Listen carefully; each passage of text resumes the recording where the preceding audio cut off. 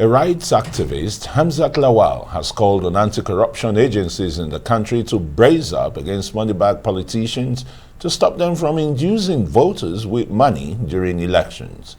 Hamzat said this while monitoring the senatorial election of the All Progressives Congress in Kogi State.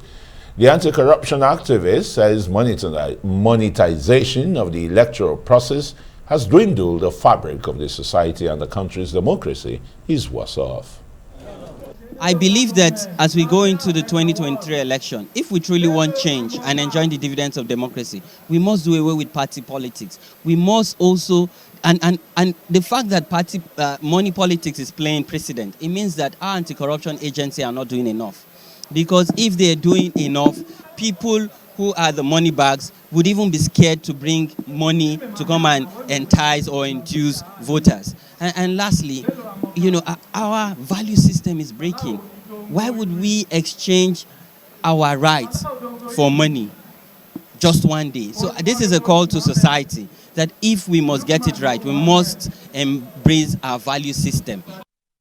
All right, news analyst Dr. Sam Amadi joins us now to discuss the issue of the monetization of elections as regards to, of course, the just concluded PDP presidential primaries, as well as we look forward to other primaries that are still to come, especially looking at the APC. Dr. Amadi, thank you so much for being here. Well, you and I met at the Velodrome, and we know what we saw and even heard, you know, as the role that money really played in terms of deciding, even though, you know, we're not sure if that was the reason why the votes went the way it did. But talk to us about your general assessment of the role of money at the primary level and its implication.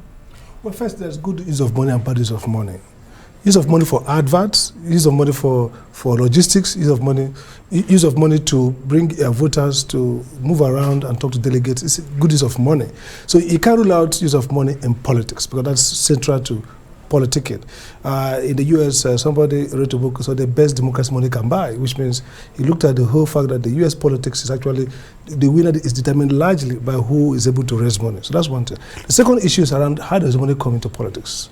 So if you look at the Electoral Act, there's limitations as what people can contribute. So money contribution, once it's regulated, allows more people to be part of democracy and therefore creates ownership of the process. But what we've seen in Nigeria is that first, use of money, the use of money to pay voters, whether as delegates or as the citizens who vote, distorts the whole idea of democracy. It means that in the first place, people don't have agency. They're not the ones making decisions for themselves. The second is who funds this money. There's all issue around, you know, money laundering, the EFCC, the INEC connection, to see that money that comes to the country, money that is used for politics, are well policed. If you look at the Electoral Act, it prohibits foreign money. The Constitution talks about foreign money. It doesn't allow, it's unconstitutional to use foreign money for campaign. But the question is, do we have enough see-through to know how much, where is the money coming from, who is making the contribution? So the first thing is data-driven regulation. So the parties keep accurate record of financial contributions, who contributed what, where is the address, so they can verify and make sure bad money is not coming in. The second is party expenditure. What are you spending money for? So if you look at these candidates, can you audit their account to see what they're doing? Then, of course, there's a law against movement of large sum of money, you know, cash.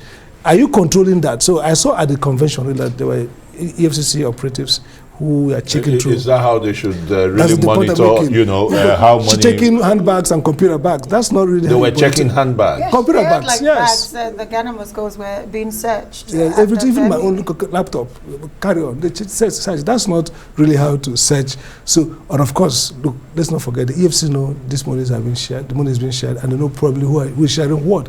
But it's not like a custom that, look, our politics runs on primitive use of money. I'm not talking about logistics, I'm not talking about campaigns, you know, billboards, hiring consultants, handbills, yeah, having media time, those things are allowed usage of money. But this idea of paying off voters or paying off party officials is the primitive, and that's the corrupt part use of money, and that's where we should police it. And that's where a lot of Nigerians now say there is a book already on the study of how to become a delegate and the rest. BSc, and in one of the towns in Roboland, in Ovu, one of the delegates there just bought, a new Toyota Camry from the proceeds of democracy. of democracy. Well, but Dr. Sam Amadi, while we're talking about the implication of this, even at the level of the aspirants themselves, let's not forget Mohammed Hayatuddin had stepped down. He said one of the main reasons, obscenely monetized politics at the primary level. 2019, vote buying was a major issue, but right now, the level at which it's done from the primary level, how worried are you?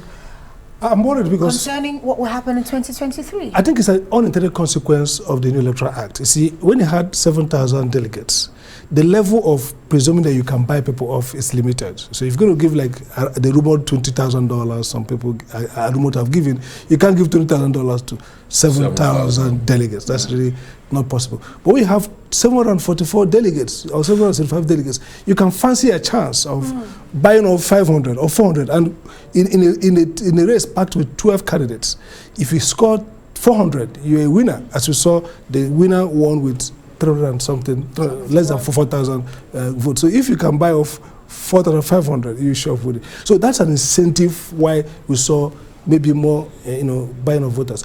Again, it's the point that, look, we lost out on very good candidates. If you listen to some of the speeches of, like the lady the only lady in the PDP race, spoke very well. If I was a delegate, I would have voted for her.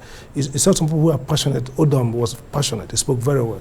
So some of these guys who spoke very well, maybe if you focus on money, you lose out not the ideas and possibility of getting real champions who could transform the country. So it's in the interest of the public for both the parties themselves. There was an effort by a PDP state to issue a directive, a memo to all delegates, say, do not collect more than 30,000. So there isn't that, look, 30,000 is enough for your logistics of move from the village and some frisbee, some thank you for coming. But you see, so that was maybe a false way of regulating. I said, you know what, nobody should give more than 30,000. So but we need to regulate the use of money. And it's not done by moral opprobrium, it's not outrage. No, it's done by INEC and EFCC sitting down and developing framework. See, Nigerians will take advantage. If there's no regulatory framework, if there's no control, no constraint, no punishment, no deterrence, big money will be used. But once they know that this money can be spotted, and by the way, the EFC themselves, when they storm and take away this money, who knows where the money goes to? So we've seen crises around money, ill-gotten wealth. Sam, they were sharing dollars here, not naira. And that's the worst. And that gave a run, on the dollar exchange rate. Yeah, the exchange rate that shot beyond the 600 naira. If you want to build 2 days to today primary, where did they get the dollars from? From official leak to bureau de charge. I mean, that's a problem about Nigerian corrupt state. Dollars are gotten some officially under the cover, and then the black market sellers provide them. Some are gotten with arrangement, direct arrangement, and that's the problem. When people, if you look at 2015, when they said the previous government went to CBN and got dollar and naira to run an election, the question is who opened the vault?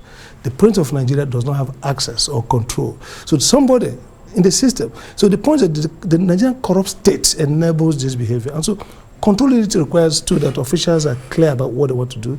Rules are very clear, and EFCC and INEC can collaborate. It's good that people like Adeyajo wrote a letter to EFCC, and that's brought EFCC to come. In the next primary of the APC, we want to see stronger before the primary, some kind of sweeping around. By the way, you can easily know where this money.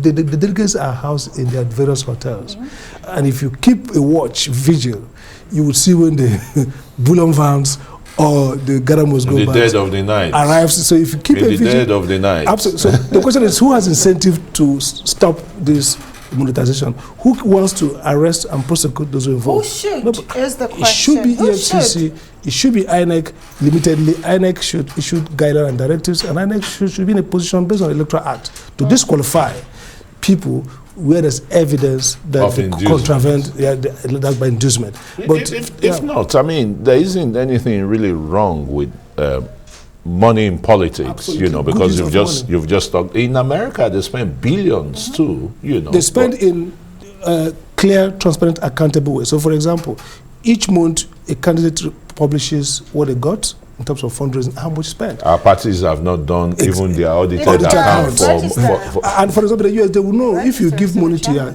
wife, maybe she's a consultant, and you pay $20,000, it becomes issue of scandal. What service does she provide? So you can see that they don't just know where the money went to. They also see value for money. They see that it's good faith transaction. It's not money laundering. So you can't just give Sam Amadi $2 billion as part of consultancy. Well, I know a bank in Nigeria here where on the teller you must state expressly what is the money for. Absolutely.